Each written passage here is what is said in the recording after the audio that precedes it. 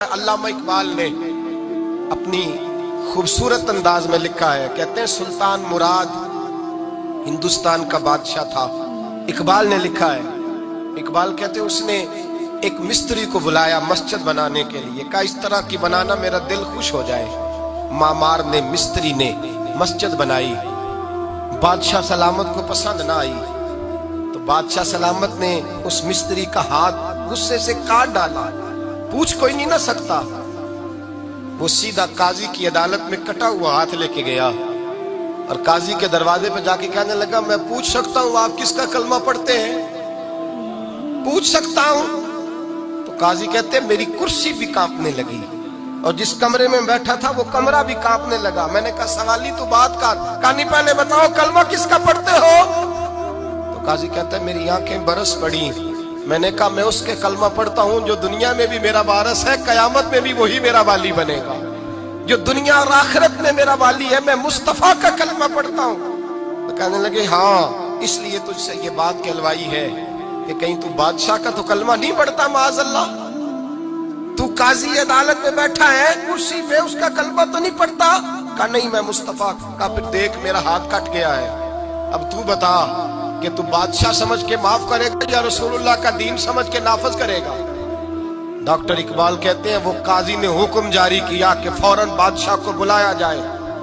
हिंदुस्तान का फरमा रवा पैगाम गया तो कांपता हुआ आया। काजी ने सामने खड़ा किया, एक तरफ बादशाह और एक तरफ वो मामूली मामार मिस्त्री काम करने वाला। तो काजी गरजदार आवाज में कहने लगे, बादशाह तू बता इसका खून सुर्ख है तो तेरा सुर्ख नहीं? इसके बाजू पे गोश्त है तो तेरे बाजू पे नहीं? इसे दर्द होता है तो तुझे नहीं होता?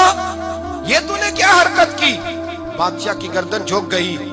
काजी कहने लगे पकड़ो इसको बाहर ले जाओ और इसका बाजू काट दो, इसका बाजू काट दो। डॉक्टर इकबाल कहते हैं जहां कांप रहा था सारा कुछ वहां खुशी के शादियाने बजने लगे।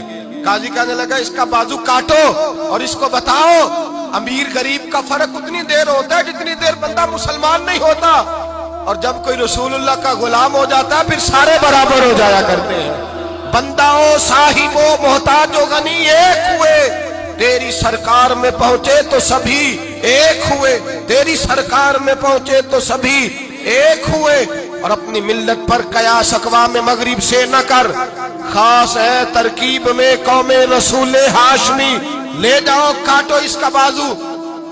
इकबाल कहते हैं जब बाहर ले जाया गया बादशाह को तो बादशाह ने गर्दन झुकाई। वो मिस्त्री कहने लगा तूने गर्दन क्यों झुका दी है, अब क्या हुआ? तो बादशाह सुल्तान मुराद आंख खोल के कहने लगा भूल गया था, गलती हो गई थी, बादशाही के तकब्बुर में आया था। वो जो तेरा हाथ काटा है वो तकब्बुर से कट गया है, और ये जो गर्दन मैंने झुका दी है ये मैंने अपने नबी के दीन की हद के नीचे झुका दी है, हुजूर के कानून के नीचे झुका दी है। यहाँ सजा लूंगा वहां शर्मिंदा नहीं होना चाहता। उस मिस्त्री ने बढ़ के सीने से लगा लिया और कहने लगा काजी साहब मैंने माफ किया, मुझे पता चल गया है कि मुसलमान बादशाहों का कलमा नहीं पढ़ते, मोहम्मद अरबी का कलमा पढ़ते हैं, रसूलुल्लाह का कलमा पढ़ते हैं। और जब तक मुसलमान नबी पाक का कलमा पढ़ेंगे कोई अल्लाह की हदों को नहीं तोड़ेगा, कोई दीन को पामाल नहीं करेगा, किसी के अंदर ताकत पैदा नहीं होगी कि वो दीन की हद को तोड़ सके। हजरत जनाब सैयदना महमूद गज़नवी रहमतुल्लाह ताला अलैह बैठे हैं अपने दरबार में। एक गरीब औरत तड़पती रोती हुई आई, माँ बिलखती हुई आई और आगे कहने लगी बादशाह जरा मुझ गरीबनी की फरियाद भी सुन। बादशाह ने कहा जल्दी से बुलाओ, कहीं इसकी चीखें कोई जलजला बर्पा न कर दे। करीब आए, क्या बात है? कहने लगी कोई शाही खानदान का नौजवान है, मैं बेवा औरत हूँ, हिंदू मजहब से ताल्लुक रखती हूँ, मेरी 4 बेटियां हैं। कोई बादशाह कोई शाही खानदान का नौजवान है, सिपाहियों समेत आता है, शराब के मटके लाता है, मेरे घर में घुसता है, मेरे पास और तो कोई शय नहीं, एक इज्जत ही है। जब वो जवान बेटी की तरफ देखता है तो मैं सोचती हूँ अब दुनिया में बचा क्या है। बादशाह मैं बड़ी मुश्किल से तुझ तक पहुंची हूँ, मैं अगरचे हिंदू हूँ पर मेरी फरियाद रसी कौन करेगा? सुल्तान महमूद गज़नवी कहने लगे तू जा اور میں نے اپنے سارے سپہ سالاروں کو سپاہیوں کو حکم دے دیا ہے آئندہ جب تو آئے گی تو تجھے رات کا وقت بھی میرا دربار کھلا ملے گا، جیسے ہی وہ تیرے گھر آئے فوراً پہنچ جانا، آ کے اطلاع دینا۔ رات کا سناٹا، وہ غریبنی پھر تڑپتی ہوئی چیختی ہوئی آئی، بادشاہ ذرا جلدی کر غریب کی عزت لٹ نہ جائے، ذرا جلدی نکل، دیکھنا کوئی سرمایہ آج ختم نہ ہو جائے۔ بادشاہ خود اٹھے، تلوار پکڑی، گھر میں گئے، دیا جل رہا تھا، دیا بجھایا۔ اب بادشاہ نے اللہ اکبر کہا اور شاہ میں زرق برق نوجوان کی گردن پر جب بادشاہ نے تلوار ماری، لڑک کر کے گردن دور گری۔ پھر ہندوستان کا فرما روا سجدے میں گرا، کہنے لگا اے اللہ تیرا شکر ہے، اے اللہ تیرا شکر ہے، اے اللہ تیرا شکر ہے۔ پھر بادشاہ نے کہا پانی تو لاؤ، دیا تو جلاؤ، پانی لایا گیا، کہا روٹی تو لاؤ۔ خشک روٹی کے چند ٹکڑے بادشاہ نے کھائے، 1 گلاس پانی کا، 2 گلاس پانی کے، 4 گلاس پانی، 2 جگ بادشاہ پانی کے پی گیا۔ اور پھر روتا ہوا جب اٹھا تو بی بی کہنے لگی بادشاہ تیرا شکریہ، پر مجھے سمجھ نہیں آئی اس رنگ کی، دیا کیوں بجھایا ہے، سجدہ کیوں کیا ہے، پانی کیوں مانگا ہے؟ تو بادشاہ کہنے لگا بی بی بس تیرا کام ہو گیا، تو چھوڑ۔ کہنے لگی ذرا بتا تو صحیح، تجھے واسطہ اس رسول کا جس کا تو نے دین نافذ کیا ہے اور جس کے کہنے پر تو نے غریبنی کا کام آج اس کی عزت کو لٹنے سے، بتا تو صحیح۔ تو بادشاہ کہنے لگا ایک ہی بہن ہے اور یہ جو تیرے گھر آیا تھا یہ اسی ایک بہن کا بیٹا ہے اور اکلوتا بیٹا ہے۔ تحقیق کی تو پتا چلا میرا اپنا بھانجا یہ ظلم کر رہا ہے۔ میں نے قسم کھائی تھی کہ جب تک تجھے انصاف نہیں ملے گا نہ روٹی کھاؤں گا نہ پانی پیوں گا۔ آج 3 دن سے حلق خشک ہے، اس لیے کہ مصطفیٰ کا دین نافذ کرنا ہے، اس لیے کہ حدود اللہ کو قائم کرنا ہے۔ فرمایا آج جب میں نے دیا گل کیا، آج چراغ بجھایا تو اس لیے کہ جب بھانجے کو ماروں تو کہیں بہن کی صورت سامنے نہ آ جائے۔ یہ انصاف ہے، یہ بے انصاف ہوتا ہے۔ یہ وہ انصاف ہے جو نہیں دیکھتا کہ سامنے کیا ہے، اس کی آواز نہیں ہوتی، دھڑکن نہیں ہوتی، یہ تلوار چلتی ہے تو لحاظ نہیں کرتی، اس لیے دیا بجھایا تھا۔ اور سجدہ شکر اس لیے ادا کیا ہے کہ اے اللہ تیرا شکر ہے، میں نے تیرے رسول کا دین نافذ کر دیا ہے۔ یہ بات کہہ کر کے سلطان محمود غزنوی کہنے لگے پانی پیا ہے، اس لیے کہ اس دن کا پیاسا ہوں جس دن تو فریاد لے کے آئی، خشک روٹی اس لیے کھائی ہے اس دن کا بھوکا ہوں جس دن تو پھر روتے ہوئے۔ محمود غزنوی نے پیر باہر رکھا، 4 بیٹیاں جوان، ایک اماں دوڑی ہوئی آئی اور قدموں میں بیٹھی، کہنے لگی محمود میں نے نہیں دیکھا ابو بکر، میں نے کوئی ابو بکر کو تو دیکھا نہیں، عمر عثمان و علی کو تو میں نے نہیں دیکھا، فاطمہ زہرا کے باپ کی کیفیت کیسی تھی، پر تیرے رنگ میں تیرے انداز میں مجھے جلوے ضرور نظر آئے ہیں۔ اب میری بیٹیاں عام بیٹیاں نہیں رہیں گی، یہ فاطمہ کی کنیزیں بنیں گی۔ اب میں حضرت عائشہ کا پانی بھروں گی، تو نے حضور کا دین نافذ کیا ہے، اب میرا دل بدل گیا ہے، تو کلمہ پڑھا، ہم 5 ماں بیٹیاں مسلمان ہونا چاہتی ہیں۔ میرے بھائی جب رسول اللہ کا دین نافذ ہوتا ہے پھر غریب کی مدد ہوتی ہے۔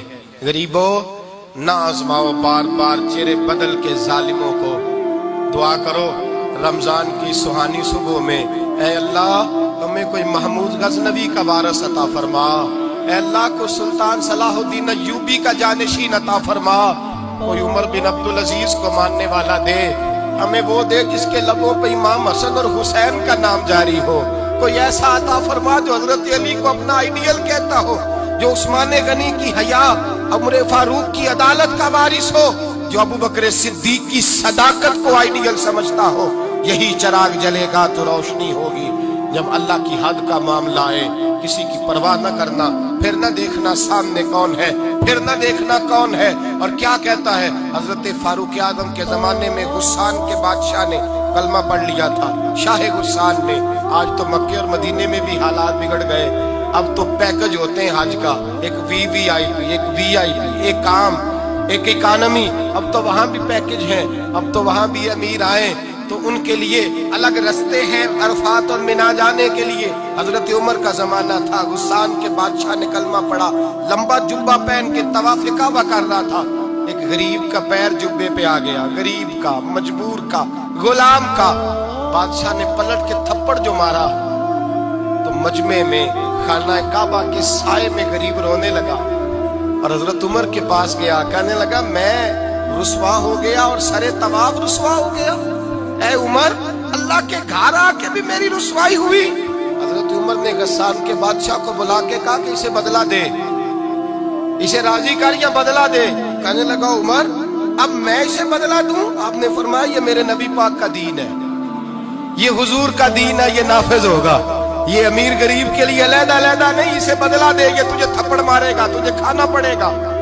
اس نے کہا اگر میں ایسا نہ کروں تو آپ فرمانے لگے پھر میں عمر ہوں، پھر میں عمر ہوں، پھر میں تجھ سے کرواؤں گا، تجھے کرنا پڑے گا، تجھے یہ کرنا پڑے گا، میں کرواؤں گا۔ حضرت سیدنا عمر فاروق نے کہا ایک رات کا وقت ہے تیرے پاس، یا اسے راضی کر لے یا سویرے اسی طرح طواف ہوگا، اسی طرح مجمع ہوگا، اور طواف کی اس جگہ جہاں تو نے تھپڑ مارا تھا یہ تجھے تھپڑ مارے گا، اور سارا زمانہ دیکھے گا کہ رسول اللہ کا دین کیسے نافذ ہوتا ہے۔ تجھے تھپڑ کھانا پڑے گا، مار کھانی پڑے گی۔ اللہ اکبر۔ جب سیدنا فاروق اعظم نے اسے یہ کہا، ایک رات سوچنے کا وقت لیا، اس نے راتوں رات سامان اٹھا کر کے واپس بھاگ گیا، عیسائی ہو گیا۔ ایک آدمی نے کہا عمر اتنا بڑا بادشاہ تھا، اس کے پیچھے کتنے لوگ مسلمان ہوتے، مال خزانہ میں کتنا نفع آتا، یہ ہوتا وہ ہوتا۔ حضرت عمر کہنے لگے چپ کر جاؤ، نہ مال چاہیے، نہ زیادہ تعداد چاہیے، نہ بادشاہ چاہیے، ہمیں تو اپنے مصطفیٰ کا دین چاہیے، ہمیں تو رسول اللہ کا دین چاہیے، اس سے زیادہ ہمیں کسی چیز کی حاجت نہیں۔ بھائی یہی چراغ جلے گا تو روشنی ہوگی۔ رسول اللہ کے دین کی حد کے معاملے میں کسی کی پرواہ نہ کریں۔ جب آپ کو واضح قرآن کی آیت مل جائے، جب حدیث مبارکہ واضح مل جائے، پھر اپنی رائے پہ پھر اس پر اپنی رائے کو نہ ڈالیں، تھوپے نہ، پھر یہ نہ دیکھیں میں نے گھر بچانا ہے، میں نے فلاں چیز بچانی ہے۔ بس اللہ تبارک و تعالیٰ کی حد کا جہاں معاملہ ہے، میں نے شروع میں کہا تھا ہر رشتہ توڑ دو، ہر تعلق توڑ دو، اپنا بھی ٹوٹتا ہے تو توڑ دو، لیکن دیکھنا کہیں رب رسول کی حد نہ ٹوٹنے پائے۔ یہ حد کبھی نہیں ٹوٹنی چاہیے۔ دین اسلام کی جو حدود اللہ اور اس کے رسول نے متعین فرمائی ہیں ان کو کبھی نہیں ٹوٹنا چاہیے۔ دعا ہے خالق کی بارگاہ میں اللہ تعالی ہمیں اپنے محبوب کے دین کی حفاظت کی توفیق عطا فرمائے۔ آخر دعوانا ان الحمدللہ۔